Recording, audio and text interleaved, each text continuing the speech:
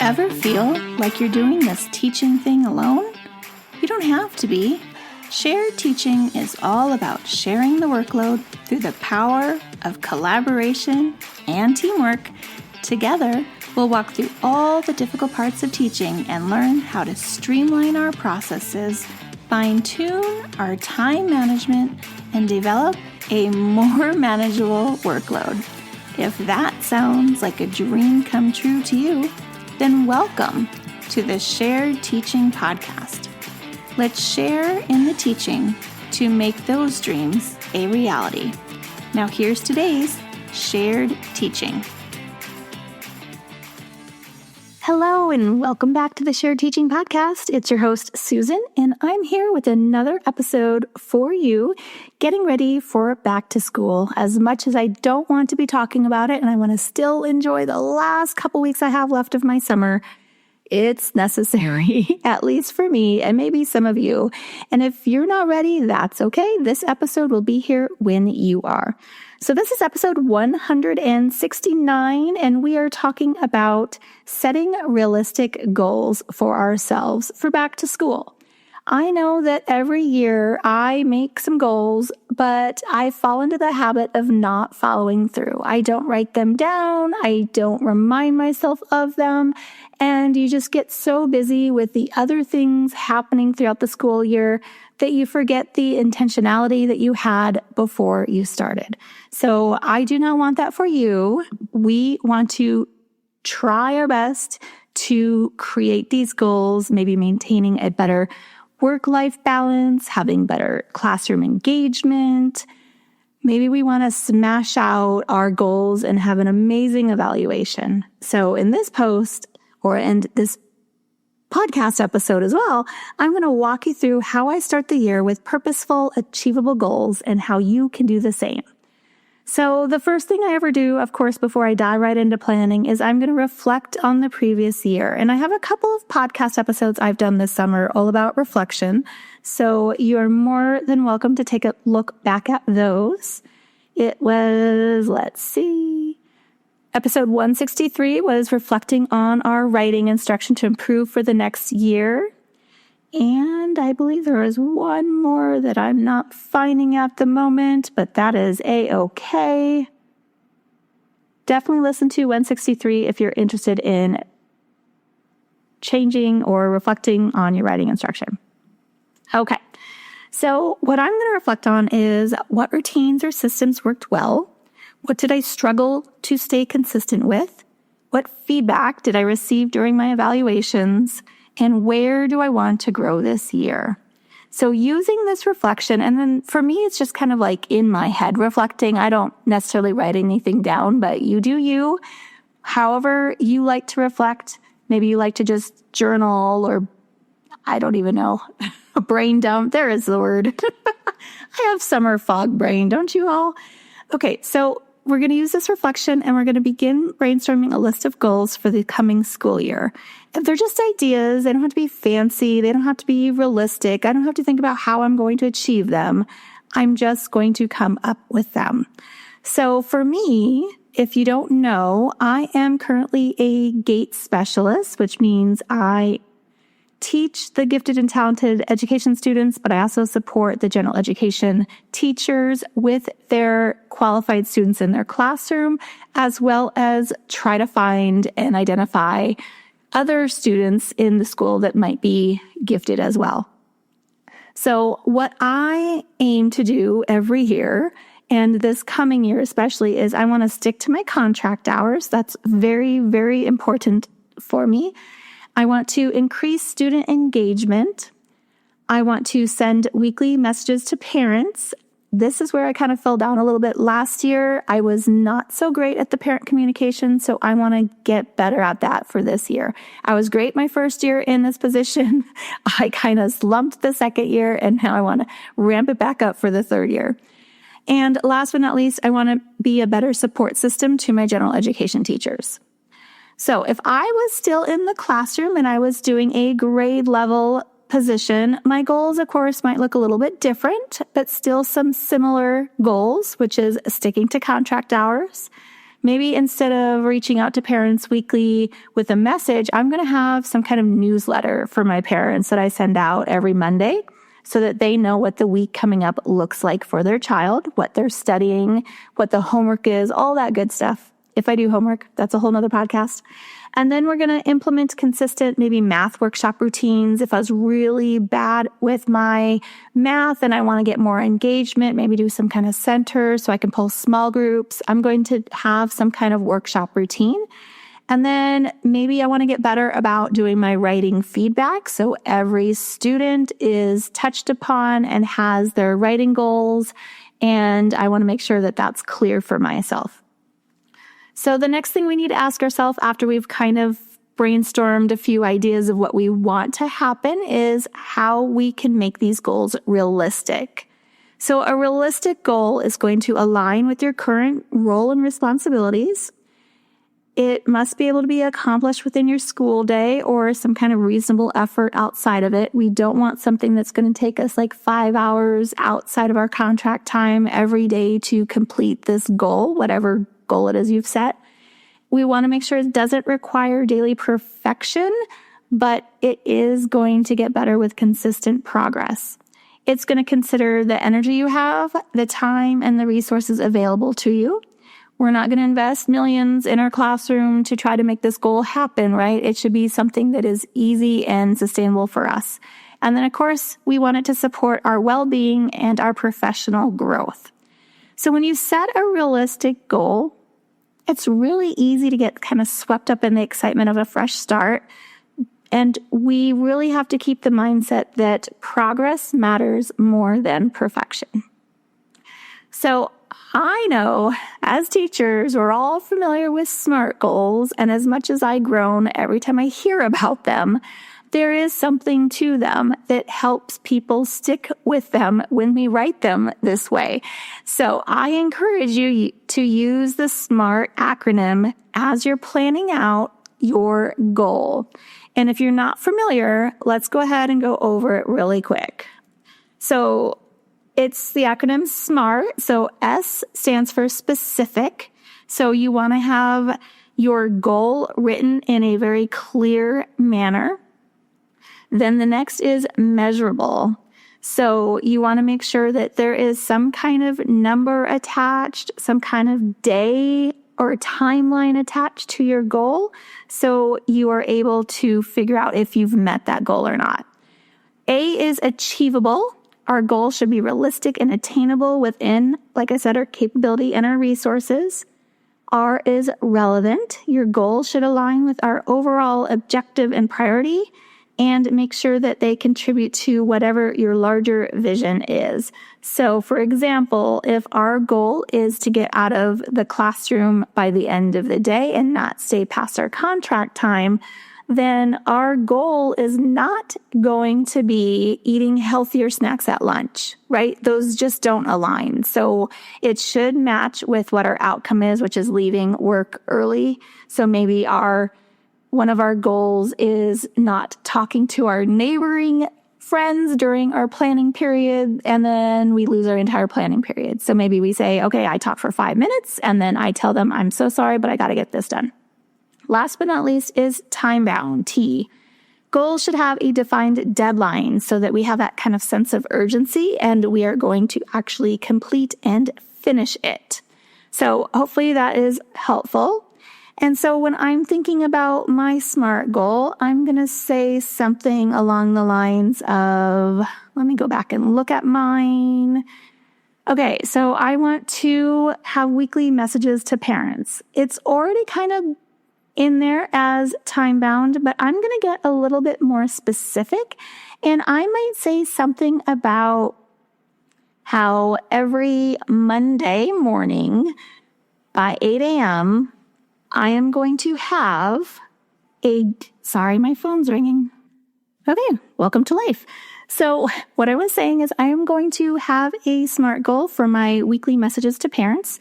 So I might say something like, every Monday, I will send a message, and we use Class Dojo. So I will send a Class Dojo message to all families about what's happening in the coming week. And I will also message at least 2 families a positive message each week as I go through the class, and then I will repeat the process. So it's very specific. I'm saying when I'm doing it, I'm saying how often I'm doing it, and then that way I can track it. So I can look at my planner and I can put like newsletter in the corner, and I'm just going to check. So I'm not really going to do a newsletter, at least not that I'm thinking. I'm just going to do like a quick little blurb that says like, hey, this is what we're working on. Because I only see students, some of them once a week, and then some of them only twice a week. So it doesn't really make sense for me to spend my time creating a newsletter. But a newsletter is definitely something that I had done as a first and second grade teacher, and I find it really invaluable, and the parents really liked having them. I did a printed copy, and then I also did a printed copy sent home, and then I also attached an image to Class Dojo of the newsletter, and that's really easy to do nowadays. So I did it both ways so that I wasn't missing any parents, and then they have the information. Okay, so we have our goals. We are breaking them down to make them more realistic, and we want to make sure that we are only choosing our top 3 goals. So we want to remember that, of course, teaching is a marathon, not a sprint, and we have all year to work on these. So if we accomplish the 2 or 3 goals that we pick at the beginning of the school year, then we just pick some new goals as we move through the school year to work on. But we're not going to do all 6 of them at the same time at the beginning of the year, because that's just really overwhelming. So if you're a newer teacher, I would recommend probably only doing like 2 goals, right? Like regular communication with parents is so important. So I would probably put that at like the top priority of my list. And then also maybe not spending more than, let's say, 5 hours a week outside of our contract time, and then you can kind of whittle it down as you go. But I know in the beginning, when you first start teaching, you want to do all the things, especially when you see Pinterest and Instagram and TikTok videos, and all these rooms look so amazing. But you have to remember, teachers are in their rooms most of the summer to make it look that amazing, spending 8 hours a day for multiple days. I don't have the time and patience for that. I pick one color scheme and I just go with it. So this year I found a really cute poster at Hobby Lobby. There are actually 2 posters, and I loved the color scheme on them. And then I found some matching duct tape that I'm going to use for borders.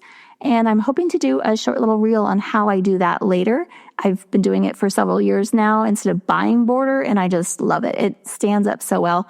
Anyway, that is a whole different episode or video or whatever you want to call it. So let's get back to our purpose here. So choosing our top 3 goals, we want to really prioritize. We're going to ask ourselves which goals would make the biggest impact on our students, which goals would improve my teaching life the most, and which ones am I truly excited to tackle. And then you're going to choose from those and then make them actionable. Okay, so we already kind of talked about SMART goals. But let's go ahead and break down those goals into small steps, maybe in a different way that makes more sense. So first, if you're going to say you want to stick to your contract hours, you want to decide on what your work hours are. You're going to write them down and you're going to stick to them as if they are the teaching times that you must stick to. This is when your reading blocks happens. This is when your math block happens. Because I know you all have some of those admin that they want to see reading during reading time when they walk into your room and it says reading on the schedule. So you are going to stick to them like it's that schedule, okay? You're going to batch your tasks by the day. So if your goal is to stick to your contract hours, you are going to pick different days of the week for your prep times to have a specific focus. So my favorite is making sure I have all my plans and copies done by Friday. So I kind of have to backwards plan to figure out like, how is that going to happen? So maybe I do math on Mondays. Tuesday, I'm doing writing. Wednesday, I'm doing reading and science. And I'm planning each day for something like that. And then I plan a day for just all the photocopies. So as I'm sitting there and planning, I'm not getting up and photocopying. I am just putting the master copy that I need photocopies on with little sticky note, because I am very forgetful. I will write on the sticky note, like which days this lesson is for. And I don't have to write the subject because it's usually really obvious when you look at the paper. And then I put it in one of those Stairlight drawers. And then when it's copy day, I take that stack out, and maybe I'm spending the whole prep time copying, but dang, does it feel good when I have all my copies ready for the week. And I used to aim for 2 weeks, but that was because I've been teaching for a while and you get really used to your flow. So I was always at least 2 weeks ahead, which is amazing when it comes to I need a sub last minute, and then, they can just stick with my regular scheduled lessons. My copies are in the labeled folders that say like Monday, Tuesday, Wednesday with the subjects on them, and they just pull those papers out and they're good to go. Okay, or maybe not last, the last 2 steps for breaking down your goals is you want to make sure to have some kind of weekly planner. I kind of use like big notepads that say like weekly goal kind of things on them. And then I will just like jot notes for each day of the week as I'm coming through with my plans. And I'm going to assign those time blocks to when I'm figuring those things out, right? Okay. And then you want to communicate your boundaries. You're going to let people know, like your parents and your team, these are when I'm accomplishing these things. Like, please know that I'm getting this stuff done on my preps. I would like to use my preps. And if you have meetings and stuff, then you're going to have to figure out different ways to work around that or work with your team to do that. But that is just an idea of how you can break down your goals. Okay, you want to track your progress. So remember at the beginning of the podcast, I talked about how we're not going to get anywhere if we are not tracking it. If it's not forefront in our minds, we don't know what the goal is if we don't write it down and see it daily. So just jot a quick little blurb at the top of your planner. If you use a planner, put it at the top of your lesson plans. If you have printable lesson plans, maybe it's a digital reminder, maybe just a sticky note on your computer. You want to make sure that you are checking in on your goal and making it a priority. So if you're seeing that sticky note that says leave at contract time, then that's going to remind you, yes, I wanted to do that. And it's okay if some days you can't. There are days where you cannot do it and it's going to feel impossible. Things like you're preparing for conferences, or it's the back to school paperwork time and you're getting all the data gathered and you have to do the spreadsheets for your class and your team, and admin wants these things done, or it's the crazy back to school videos and you have like 90 of them to watch. So sometimes you're not going to make it, but when you do, it's going to feel amazing. Okay. Last but not least, if you have trouble with your goals, if it's not working for you, then feel free to stop and readjust, right? It's just like when we're in the classroom. We're going to adjust, we're going to be flexible, and we're going to reflect on why isn't that not working. So I hope this has been helpful. I do have a couple ideas for other goals that you can create if you're a little bit stuck. So if you are a classroom teacher, maybe you're preparing your materials for the upcoming week every Friday afternoon. You're sending one positive message home per student each month.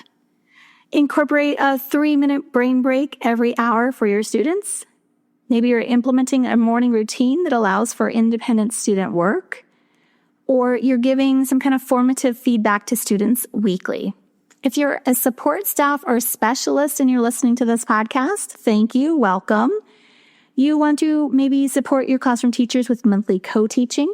So ask them, hey, is this something that we can do? Can I co-teach with you once a month?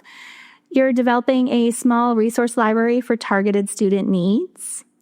So maybe like a little task card checkouts or something that students are going to use.